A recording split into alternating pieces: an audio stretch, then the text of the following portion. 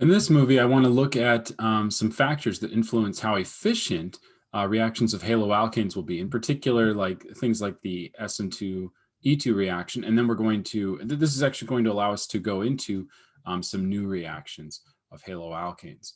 So let's get our screen in front of us here. All right, so what I want to start with is, again, we're looking at what makes the reactions of haloalkanes more efficient, less efficient, and that sort of thing. So what I want to do is start by ranking the leaving group ability of the various halogen atoms.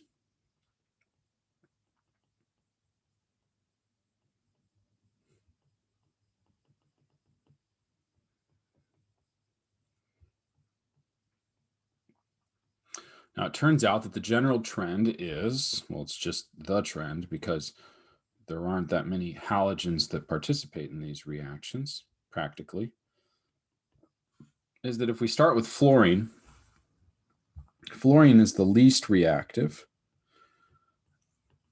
and it's substantially less reactive compared to iodine, which is the most reactive.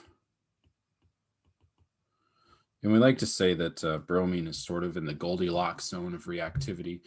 It's the most practical, probably it's the best.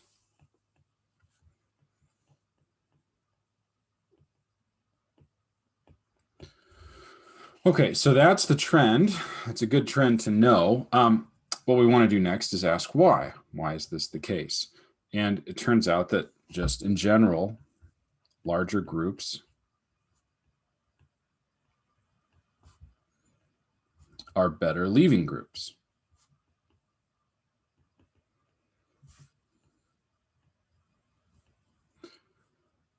So in general, larger groups are better leaving groups, and that's a helpful that's a helpful thing to know, because iodine is the most reactive and it's the biggest atom. As you move down in the periodic table, you have more protons to fit in the nucleus, more electrons to surround that nucleus and balance the charge, which gives an overall larger atomic radius to have enough orbitals to hold on to all of those electrons. In which case, fluorine, the most electronegative, it's sucking in the electron density quite a bit because it has the most, well, I'll just say it's the smallest. Of course, it's smaller than things like hydrogen and that sort of thing. But relative to the other halogens, it's the smallest halogen. And so being smaller, it actually becomes less reactive compared to iodine, which is the biggest, and therefore it's the most reactive. And the reason why it's bigger is more reactive is that bigger means you have, first of all, a weaker bond to carbon.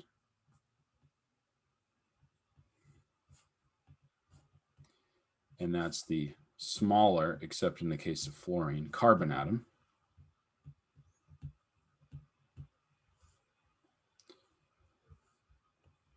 And these are better leaving groups because larger elements can support a negative charge better.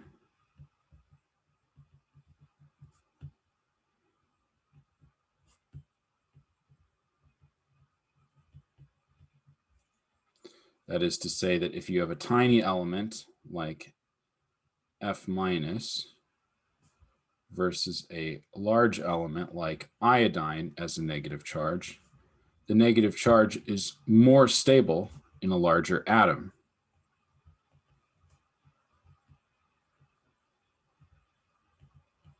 Okay, and the reason why that is just kind of the where the electrons get to exist. So in both of these cases, for fluorine and iodine, we have an extra electron compared to its proton count. I know the valence is filled, which is a great thing to be. So it sort of thinks it's like a Nobel element, but it's not, right? It's still a fluorine and it's still an iodine. But adding that additional electron, is something that it has to deal with. It has to put it somewhere. If it has to put it somewhere in a larger space, like if the iodine has to find room for the electron, it has more space available to it than the fluorine atom. And that's a concept called the element's or atom's polarizability.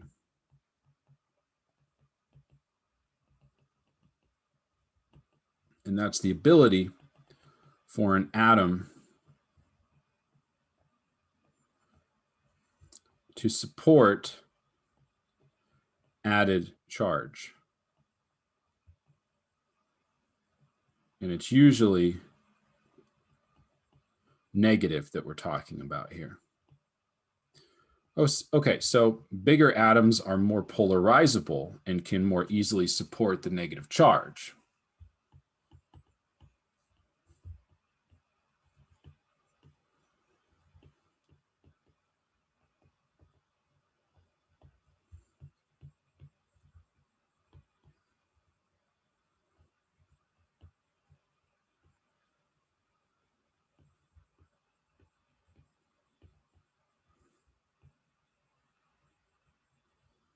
Okay, so and then smaller atoms are less likely to, smaller atoms are less able to support this negative charge, and so they're not as good of electrophiles. So you have two things that are kind of competing here. If you have a nucleophile and it's adding to some haloalkane, some carbon atom that's bonded to a medium-sized chlorine versus a nucleophile that's adding to a bigger iodine atom.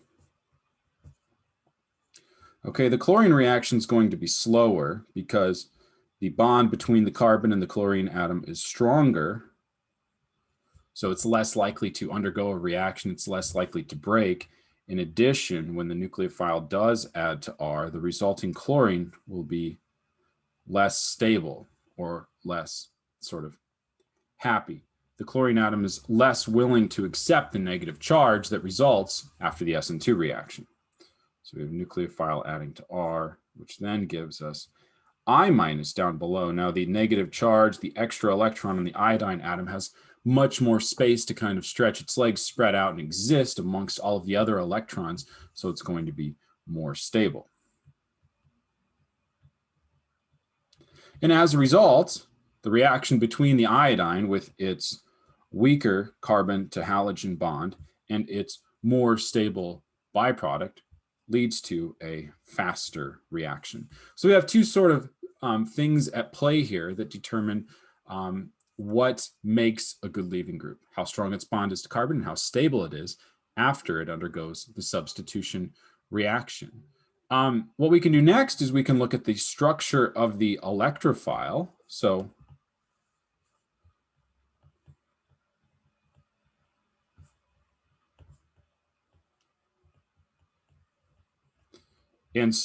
for this one, it turns out for Sn2 reactions,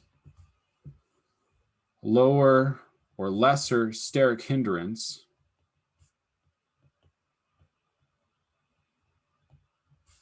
leads to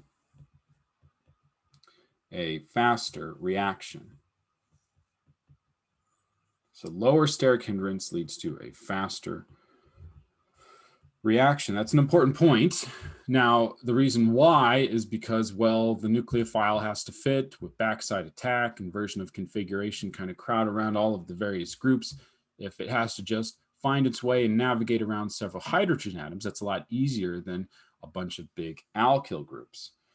So it leads to a faster reaction. And the way that we get to lower steric hindrance is fewer substituents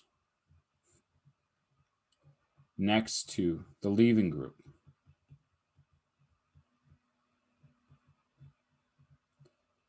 So the leaving group, that halogen atom, when there's fewer substituents next to it, we're going to see less steric hindrance on the substrate, on the haloalkane, on the electrophile, which then results in a faster reaction.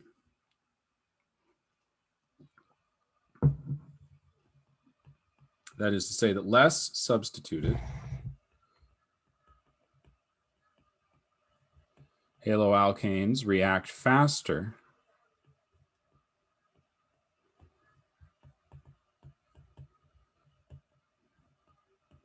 in an Sn2 reaction. Okay, so if we wanted to look at some examples of this, I'm just going to label my haloalkane as X, and maybe, let's start with this. I'm going to start with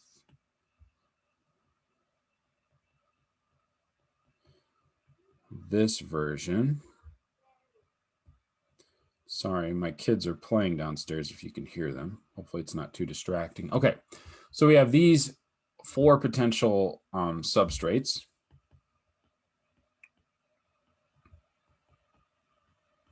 Each of these could react with a nucleophile, and we'll see that they're going to react at different rates. Some are going to be faster and some are going to be slower. And in fact, these are just listed in order of decreasing rate. So this one up above is the fastest, and this one actually, the third one's actually the slowest. And you're like, well, wait, didn't you say decreasing rate? Shouldn't the bottom one be the slowest? Well, it turns out that this reaction just does not occur.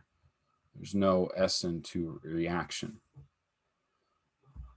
And so you won't get this product by way of an Sn2 reaction, whereas you could slowly form this product. And it has nothing to do, the point I'm trying to make is this has nothing to do with the halogen. We're going to keep all these to be bromines, for example, the Goldilocks zone of reactivity. Sorry, just a second. Hey, buddy, I'm recording. Like I said I was. I know. Why don't you, I'll be right with you, okay? I'll be right with you. Okay, so then we have the nucleophile replacing X in the second one, and then this CH3 will also have bonded to the nucleophile. I feel like I was in the midst of a point here, but I was talking about how this is nothing to do with the actual halogen. We've touched on that. Now we're focused only on the substrate, the electrophile, the haloalkane. Okay, so the reaction has occurred, and it's slowest for the third one. It just does not occur for the fourth one. And the first 2 proceed, but the top one is the fastest. So the middle one, if you want me to qualify it, I could say usually fast. Now, there is sort of a better way to label these that might be more helpful, and that is, that takes advantage of some labeling that we had done previously using the terms primary, secondary, and tertiary. And if you're not comfortable with these or you don't like them, I've been there. I honestly have. I would say just kind of figure it out, because, and I'll try to give you some tips, but get yourself to like them, because these things aren't going away, and they actually do prove to be helpful once you get the hang of it. But I appreciate that it can be annoying at first. So labeling, what we want to do is primary, secondary, tertiary, and methyl haloalkanes. So we have done this in the case of free radicals. We looked at that last time, but here we're looking at this in the case of haloalkanes. Now, what I talked about when we were looking at free radicals was, I said what you do is you look at the thing that you're labeling, whether that's a radical or in this case a haloalkane. It could be a number of things, an alcohol, an anion, something like that. Whatever it is you're looking for, go to that particular carbon, the carbon with the thing, the carbon with the radical, or the carbon with the halogen that defines the haloalkane, and then count how many substituents it has, and that's going to give you the classifier for this. Okay, so go to the C atom. You don't go to the halogen, you go to the C atom with the group of interest, and then it is X degrees for X equals the number of substituents. So if you have 1 substituent, that would be primary. Okay, let's look at some examples of this. So here is our carbon. That carbon has 1 group, or 1 non-hydrogen atom substituent. Some folks count the hydrogens. I find that to be a little annoying, because then you have to draw the hydrogens and you have to kind of go opposite. So it's a little bit easier this way. I went to the carbon and I said it has 1 group. Now you might be like, well, wait, it doesn't have 2 groups? It has the X and, in this case, this CH3 group hanging off of it. So it has 2 groups, right? Well, remember, the X counts as the thing that tells us we have a haloalkane. So we don't count X. So if this is one group, then we have a primary haloalkane. So again, I went to the carbon with my X atom, the carbon that said I had a haloalkane, and is the reason why I'm doing this at all. And I said, oh, we've got one group other than that haloalkane. The rest are just hydrogens. One tells us we have primary. That's kind of how you approach these. Let's go through the other examples now. So if I've got, so let's prove to ourselves that this is secondary and that this is tertiary. So we go to the carbon, and I've labeled these. They're not going to be labeled. You'll have to just kind of pick it out. Go to this carbon, we say there are two groups. So it is secondary, three groups. So it is tertiary.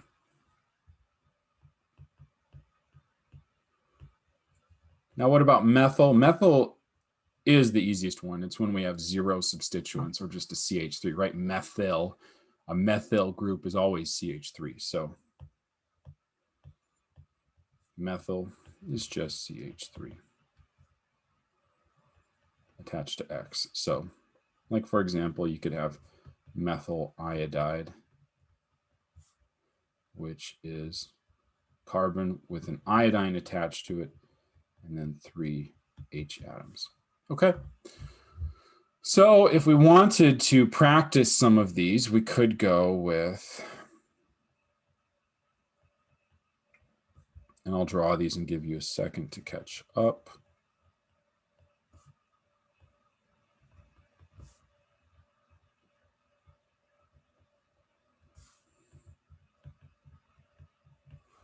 Okay, so I have 5 examples for you. Go ahead and give them a shot.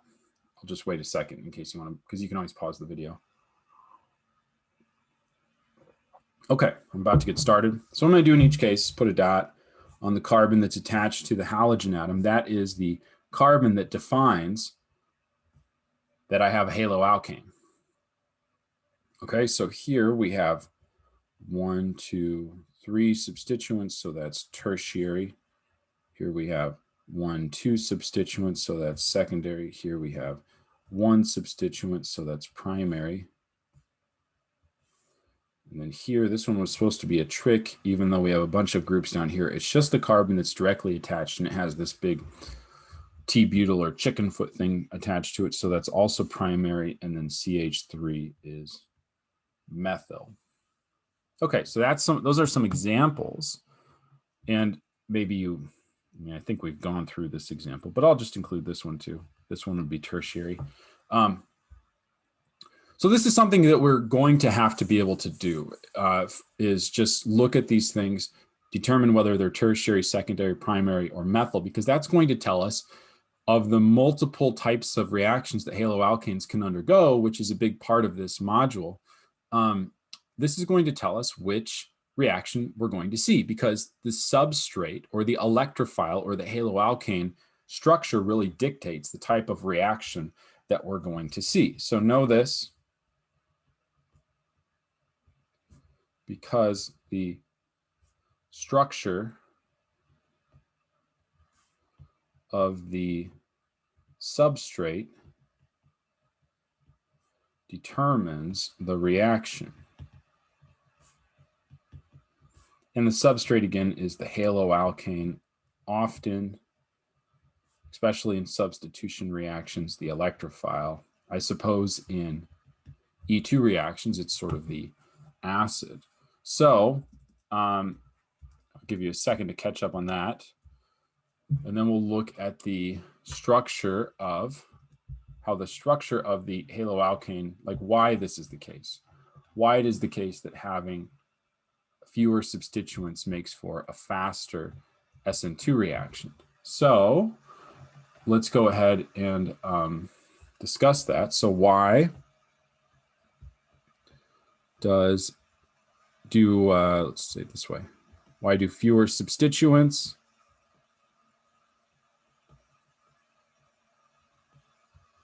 provide a faster reaction or lead to a faster reaction? It's all about steric hindrance. So Fewer substituents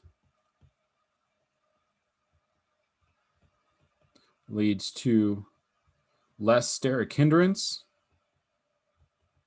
Remember, steric hindrance is the strain that occurs when you're trying to put big groups nearby big groups. There's always some strain depending on the size of the group, but bigger groups introduce more strain, thereby more steric hindrance.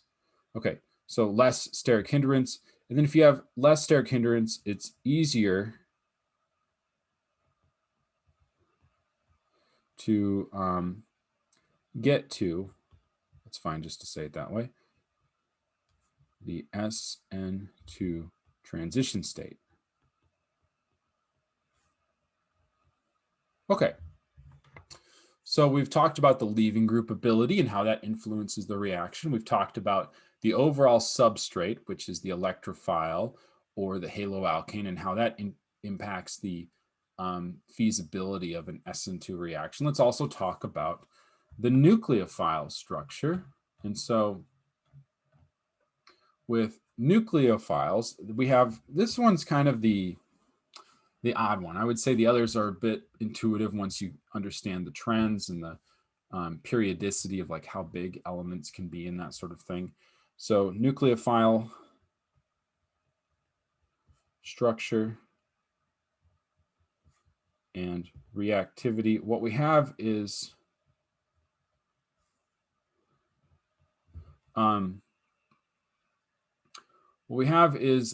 two things that compete. We have steric hindrance around the nucleophilic atom.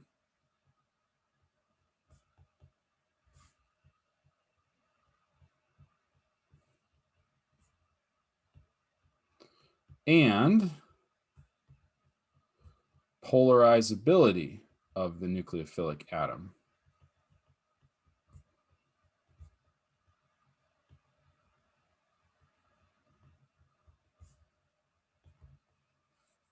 Okay, so there's that term polarizability again.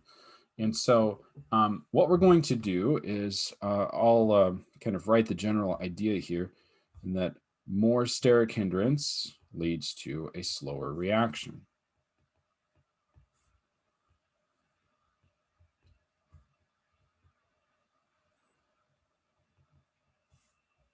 And in the case of polarizability, bigger nucleophilic atoms,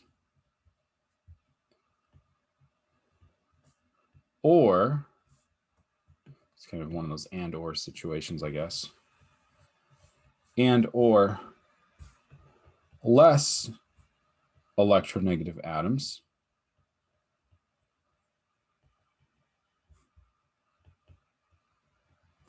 and that's the really weird term, less electronegative atoms. So bigger and less electronegative lead to faster reactions, i.e. they are better nucleophiles. So that's unusual. Okay, the steric hindrance thing, we've kind of seen that before. If steric hindrance negatively impacts an Sn2 reaction with regard to the electrophile or the substrate, it's probably going to do the same thing in the case of the nucleophile, right? Well, it turns out that in terms of when it comes to polarizability, the same trend kind of holds with leaving groups. More polarizable means better leaving group. More polarizable leads to a better nucleophile. So what that means is if that nucleophilic atom is really big, it's going to have a nice efficient reaction. But I've also got this term electronegativity. So if the atom is too electronegative, it's not going to be that good at an Sn2 reaction. So the thing that's odd about that is we see some really weird things start to emerge, where, let's just emphasize this again, more electronegative atoms, which I'm going to label as En, abbreviated as En, are not better nucleophiles. And there's a few reasons why. The major one is they are less polarizable. They polarize bonds, this is true, But in terms of what they're able to do with their electrons, they're less able to kind of give them up. Think about it this way. If you're an electronegative element, you're kind of holding on tightly to your electrons because you're an electronegative element. That's what you do when you see them. And as a result, you're going to be less likely to give them up as a nucleophile, because what does a nucleophile do? It's got a negative charge. The negative charge is representative of a lone pair of electrons. And in the case of an Sn2 reaction, a lone pair of electron adds to some haloalkane at the electrophilic position. I'm going to label that as R. That's more consistent. And then pushes the electrons onto the leaving group. So the nucleophile is sort of giving up its electrons here.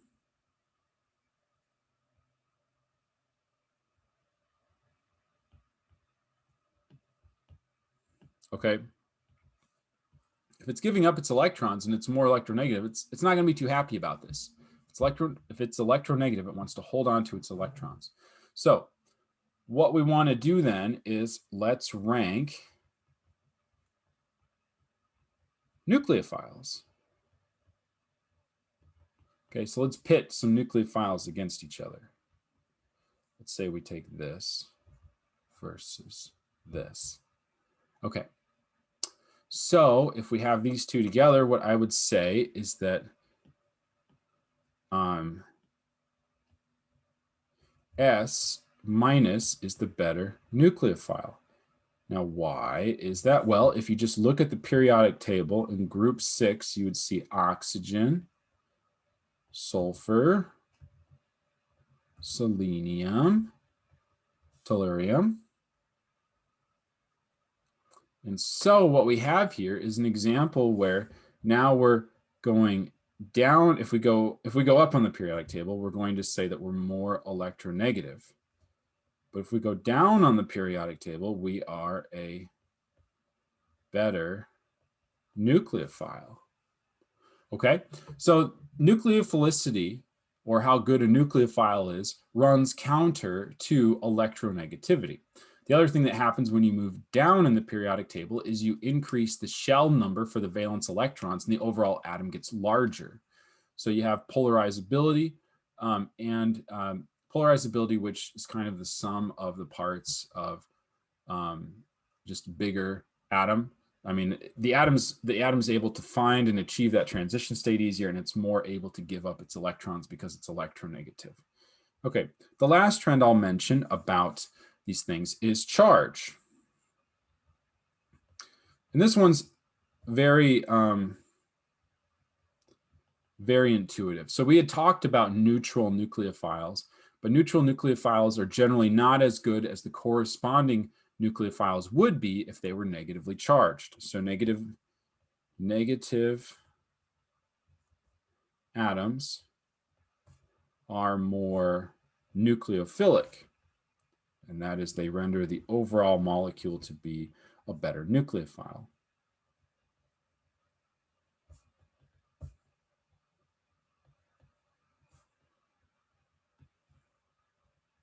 Okay, so if we compared this molecule versus this molecule,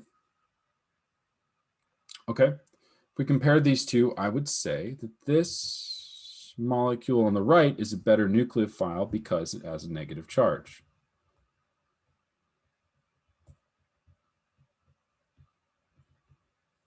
And maybe you want me to draw this how you would see it on an exam, where you would have it countered by Na, for example. So something like this. All right. That's a better nucleophile. Those two structures with the NAs are the same. And that's not, but they're not the same as when S is bonded to H. That's a covalent bond. It's an acidic hydrogen, yes. It can be removed with a base, but it's not. I'm saying we're adding this without the base to the Sn2 reaction. We're going to see that we would be better off if we added the molecule at the outset as being negatively charged or countered by a positive counterion. Now, one thing I can't do is don't want you to worry about competing a lot of these factors together. So we want to be able to rank nucleophiles without competing factors. So an example would be if I had something like this versus this versus this. No, let's do it this way. Let's go TEH. Okay. So if you had something like this, tellurium is lower on the periodic table than sulfur and oxygen, but they're all in the same column. So tellurium would be better than sulfur, but I can't compare one where I have negative charge on one and I'm changing the elements on the other. So there's two things that I'm trying to compare here, the negative charge and the lower on the periodic table. Now, maybe if I had OH versus tellurium with a negative charge, then I would say that this is better because it's lower on the periodic table and it's more nucleophilic and it's more negatively charged. Whereas up above, I had the negative charge running against the bigger and bigger and less electronegative trend. So I don't want to compete the trends too much. I just want us to know, like, what if you just do one of them? What if you make it more negatively charged? What if you make it lower on the periodic table and therefore less electronegative? Just one at a time, what does that do to the nucleophilicity? In this lecture, we looked at how the structure of the electrophile, the structure of the nucleophile, both of those interact the efficiency of an Sn2 reaction. Additionally, we looked at how what makes a good leaving group and what makes a good nucleophilic atom. These are all trends to kind of keep in mind as we go forward and look at other reactions of haloalkanes.